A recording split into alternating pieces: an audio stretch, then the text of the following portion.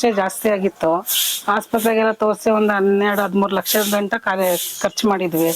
ICU ರೂಮಲ್ಲೆಲ್ಲ ಇದ್ದೆ, ಎಲ್ಲ ಹುಷಾರು ಹೆಂಗೋ ಸ್ವಲ್ಪ ಚೇತರಿಸ್ಕೊಂಡು ಬಂದಿದ್ವಿ. ಆದ್ರೂ ಒಂದು ಸಮಸ್ಯೆನೇ ಇತ್ತು. ನಾವು ಇಲ್ಲಿ ಯೂಟ್ಯೂಬಲ್ಲಿ ನೋಡ್ಕೊಂಡು ಅಮ್ಮಂದನ್ನ ಇಲ್ಲಿಗೆ ಬಂದಿದ್ವಿ.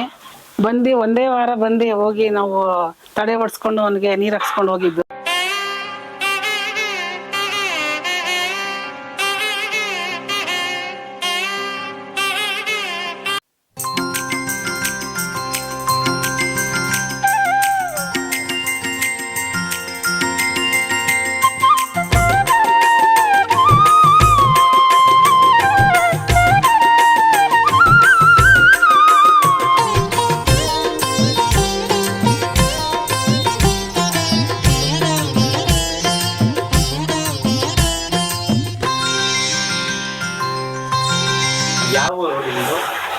ನಮ್ದು ಬೆಂಗಳೂರಿನ ಸ್ವಾಮಿ.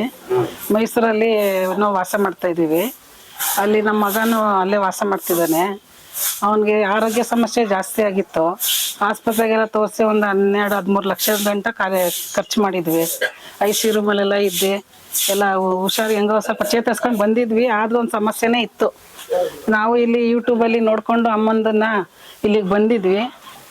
ಒಂದೇ ವಾರ ಹೋಗಿ ನಾವು ತಡೆ ಹೊಡ್ಸ್ಕೊಂಡು ಅವನಿಗೆ ನೀರು ಹಾಕ್ಸ್ಕೊಂಡು ಹೋಗಿದ್ದು. ಮನೆಗೆ ಹೋಗೋದಲ್ಲೇನೆ ಅವನಿಗೆ ಕಮ್ಮಿ ಆಗೋಗಿತ್ತು ಸ್ವಾಮಿ. ಅವನಿಗೆ ಕಾಲು ಊತ, ಮತ್ತೆ ಒಂದು ಸ್ವಲ್ಪ ಡ್ರಿಂಕ್ಸ್ ಎಲ್ಲ ಮಾಡ್ತಿದ್ದ. ಊಟ ಮಾಡ್ತಿರ್ಲಿಲ್ಲ, ನಡೆಯಕ್ಕೆ ಆಗ್ತಿರ್ಲಿಲ್ಲ, 1-2 ಜನ ಆಗ್ತಿರ್ಲಿಲ್ಲ. ಊರೇ ಸುತ್ಕೊಂಡು ನಿಂತವನೆ. ಒಂದು ವಾರನೂ ಆಗಿಲ್ಲ ನೋಡಿ ಸ್ವಾಮಿ ಹೋಗಿ. ಅವನು ಆರೋಗ್ಯವಾಗವನೆ.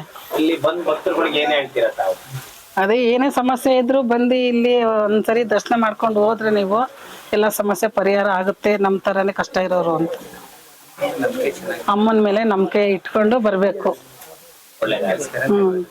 ನಮಗೂ ಎಲ್ಲ ಒಳ್ಳೇದಾಗಿದೆ, ಎಲ್ಲರಿಗೂ ಒಳ್ಳೇದಾಗ್ಲಿ ಅಂತ ಕೇಳ್ಕೊಂತೀವಿ.